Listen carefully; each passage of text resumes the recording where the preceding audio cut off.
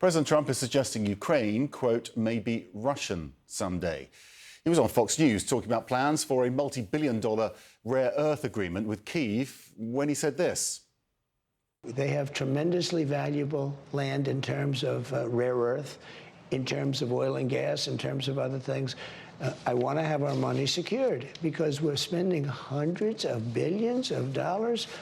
And, you know, they may make a deal, they may not make a deal, they may be Russian someday, or they may not be Russian someday, but we're going to have all this money in there, and I say I want it back.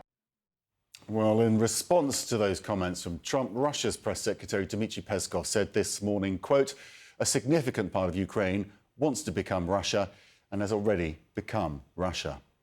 Well, this comes as a US Special Envoy for Ukraine and Russia, Keith Kellogg, is expected to visit Ukraine next week.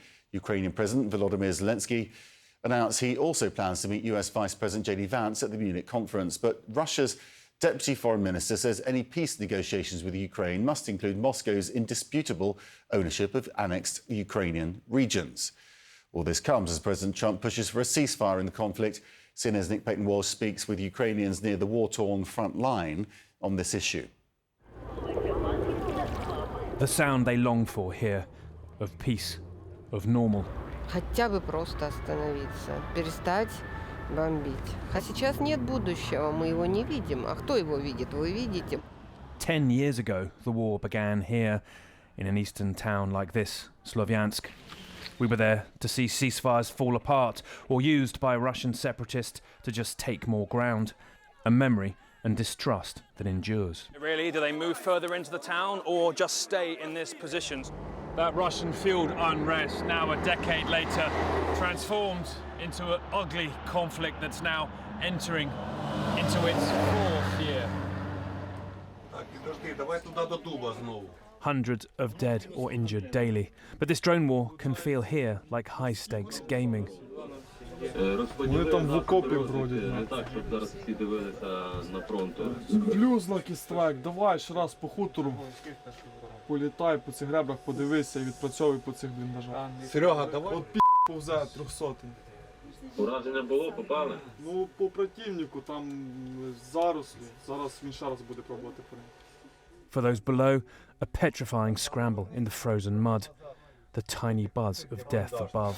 This very remote world of chat groups and drone cameras, so removed from the absolute horror of what's going down on the ground there. Both sides torn apart in trench warfare, not been seen for a century in some places.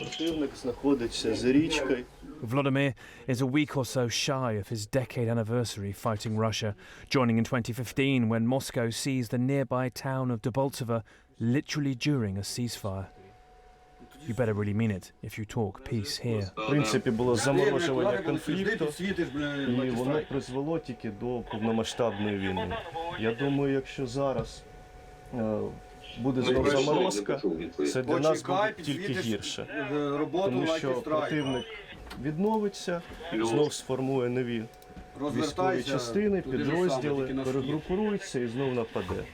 So many Ukrainians suggesting now that if NATO wants the war to stop, it should put its troops between them and the Russians as peacekeepers. Це були б гарантії реальні безпеки в Україні, тому що Росія, як би вони не казали, що вони нікого не бояться. Вони бояться Америку, вони бояться НАТО в цілому.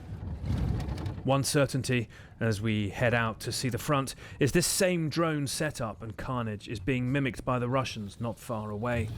Dusk can bring a brief break in Russian drones in the skies, but this red dot means there's one above us.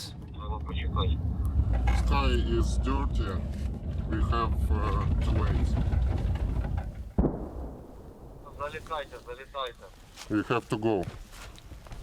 So much changes fast in this war, but the shelling seems like it could go on forever. Massive guns hiding from tiny $500 machines here. Extraordinary change.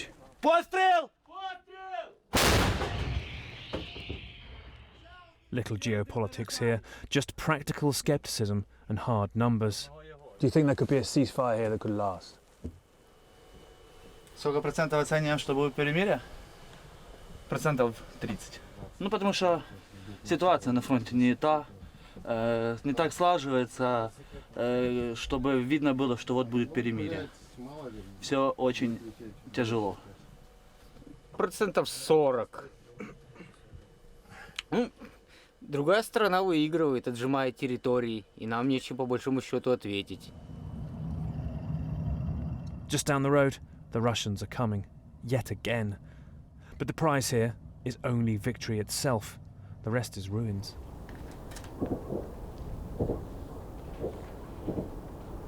Here it is, the sort of Soviet prize in Liman of the railway hub here, a place that the Russians took, that they were kicked out of by the Ukrainians and are now closing in on again, just a symbol of the relentlessness of this war. Larissa has never left, never will. Здесь я бегала босиком. Там речка. Там я купалась. Мне сейчас 72 года. Не хочу. Все мои братья здесь, трое похоронено. Все тетки, все дядьки, папа, мама. Не могу уехать, не могу. 19 раз лупили нас. 19 раз с утра. Дед у меня считает, а я пью снотворное. Никто этого не решит. Решит только Путин, если он скажет. Да ну его, сколько я людей погубил. Peace only through Putin. А? Ой.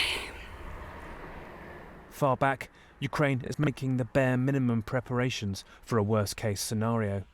They've always needed the world's help to stave off disaster. Just now hope it doesn't come disguised as peace. Nick Payton-Walsh, CNN, Liman, Ukraine.